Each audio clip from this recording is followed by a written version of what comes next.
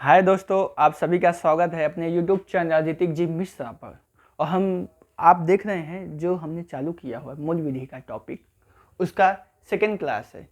First class जो legislative का था, विधायिका का, उसमें संसद होता है, पार्लियामेंट, और एक तरफ होता है राज्य विधानमंडल होता है।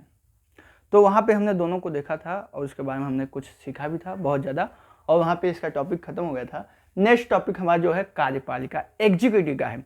एग्जीक्यूटिव का क्या रोल होता है? एग्जीक्यूटिव क्या करता है? जो कार्यपालिका होता है, कानून बनाता नहीं है, पार्लियामेंट से बने हुए कानून को क्या करता है? फॉलो करता है, उसको इम्प्लीमेंट करवाना, उसको मेंटेन करना एग्जीक्यूटिव का कार्य होता है।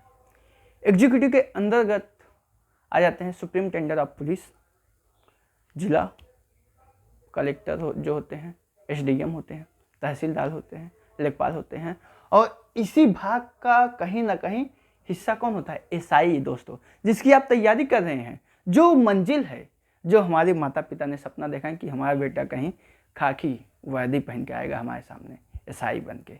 तो अपने माता पिता, अपने घर वालों का सपना पूरा करिए दोस्तों। और आइए देखते हैं एसआई का कार्य, जो रोल होता है, क्या होता है? दो तरह के कानून होते हैं, ध्यान से सुनो दोस्तों। There are two type of कानून, दो प्रकार के कानून होते हैं। तो जो एसआई होता है वो सिविल कानून से कोई लेना देना नहीं है। ध्यान से सुनिए दोस्तों, एक सिविल कानून होता है, एक आपराधिक कानून होता है, एक क्रिमिनल कानून होता है, एक सिविल कानून होता है। तो एसआई को सिर्फ क्रिमिनल कानून से ही लेना देना रहता है, सिविल कानून से लेना देना नहीं है। तो एसआई जो है क्या करेगा? जब तक उसको कोई स्पेशल आदेश नहीं आ जाता है कि आप जाके सिविल कानून को देख रेख या ऐसा जो भी काम हो उसको करिए, कौन देगा आदेश? कोर्ट या न्यायपालिका। तभी जाके एसआई सिविल कानून में अपना रोल अदा करेगा, वरना क्रिमिनल कानून में ही उसका लेना देना रहता है। तो ये बात आपको अच्छी तरह समझ में आ गई होगी दोस्तों। और वीडियो चालू हो चुका है दोस्तों। इस वीडियो को पहले आप सब्सक्राइब कीजिए और बेल आइकन बटन को दबाना ना भूलिएगा, और अधिक से अधिक लाइक कीजिए, शेयर कीजिए, और कोई अगर क्वेश्चन आपके मन में उत्पन्न होता है तो कमेंट करिए, आपके क्वेश्चन का सलूशन अवश्य किया जाएगा दोस्तों। और जहां आपके दोस्त हैं उनको भी इस वीडियो के जरिए उनको भी जोड़िए, क्योंकि जब ज्ञान और ज्ञान आपस में टकराते हैं ना, तो जो ज्ञान निकलता है ना, काफ़ी बवाल मचाता है। तो ये हम भारत के लोग हैं, हम ग्रुप में पढ़ते हैं, और ग्रुप में पढ़ने वाला कभी भी ये हारते नहीं हैं, अपनी मंजिल को प्राप्त कर लेते हैं। आइए दोस्तों देखते हैं। तो कार्यपालिका का जो कार्य होता है आपने देख लिया।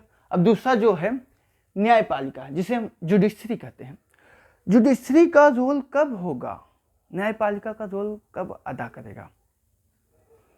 जब किसी कानून का उल्लंघन हुआ हो, किसी कानून का पालन ना हुआ हो, तब किसका कार्य रहेगा? न्यायपालिका का। कानून, कौन सा कानून? दो प्रकार के कानून होते हैं। एक कानून होता है सिविल कानून, और एक क्रिमिनल कानून होता है। कौन सा कानून होता है? तो दोस्तों, जो सिविल कानून होता है और क्रिमिनल कानून होता है, इसका मैं आपको एक एग्जांपल देता हूँ। मान लीजिए आपने कहीं फ्लैट लिया है, ज़मीन लिया है, तो बिल्डर के पास आप गए, एक कॉन्ट्रैक्ट साइन होता है, वहाँ पे आपने साइन किया, और जो बिल्डिंग आपको जो फ्लैट बना के देगा वो बिल्डर, वो 14 लाख का होगा। तो वहाँ पे कुछ समय लिखा गया होगा कि इतने समय में मैं आपको बना के दे दूँगा। उस कॉन्ट्रैक्ट में ऐसा लिखा था, आपने साइन किया, उसको पेमेंट पूरा कर दिया। मान लो 3 साल का समय दिया था, 3 साल का समय दिया गया था, 3 साल पूरा हो गया, लेकिन बिल्डर ने आपको बना के अभी तक नहीं दिया, और आपने पूरा पैसा पेड कर दिया। तो वहाँ पे कौन से कानून का उल्लंघन हुआ?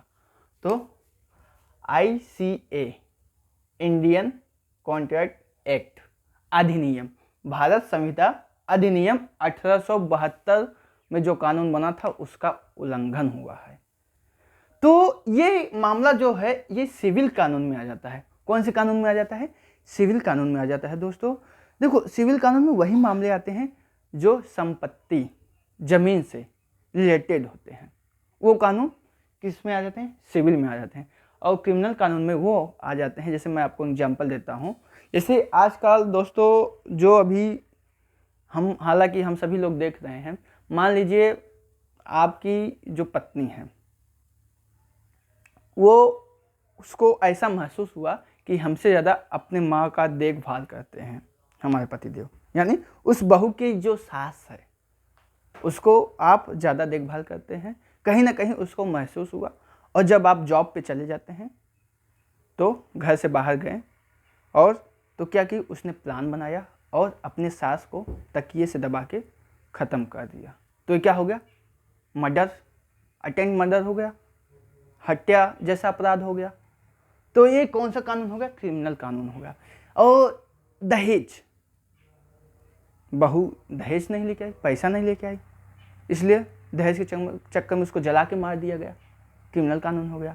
मान लीजिए बाइक से दो आदमी रहते हैं, जाते हैं मार्केट में, वहाँ पे कई लोग रहते हैं, किसी एक लोग को उन्होंने बंदूक दिखाया, बोला जितना है जल्दी से जल्दी निकाल के हमको दे दो वरना गोली मार दूंगा।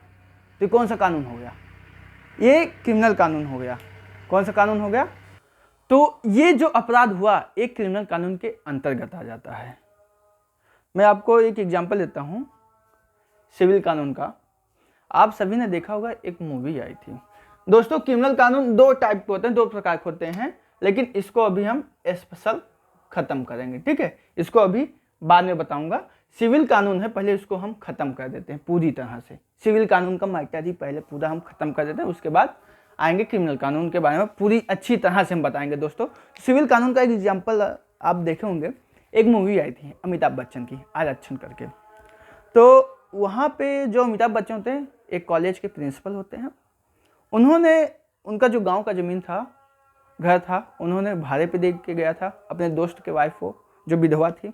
तो उस विधवा के दो बच्चे थे।